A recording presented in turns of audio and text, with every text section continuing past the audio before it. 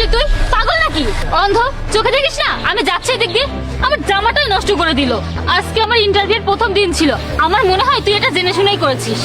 না না ম্যাডাম, ভুল হয়ে গেছে, আমি ইচ্ছা করে কিছু করিনি। কি জেনে শুনে করিসনি তাই না? দাঁড়া, আমি আগে ইন্টারভিউ শেষ করে আসি, তারপর আমি তোর ব্যবস্থা করছি। এক্ষুনি আসছি আমি। আরে তুই এটা কি করলি গাধা কোথাকার? তুই কি দেখতে পারিস না আমি আসছিলাম? আমার এত দামি শার্টটাই নষ্ট করে দিলি, তার উপরে আজকে আবার আমার ইন্টারভিউ। এখন এই কাপড় কে পরিষ্কার করবে? তোর বাপ।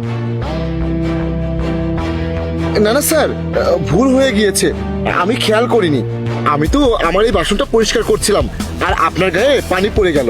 ওটাই তো বলছি আমি। তুই কি চোখে দেখিস না কে আসছে কে যাচ্ছে রাস্তা দিয়ে? যেখানে সেখানে পানি ফেলে দিচ্ছিস। আজকে যদি আমার ইন্টারভিউ ভালো না হয়, এসে তোকে দেখছি।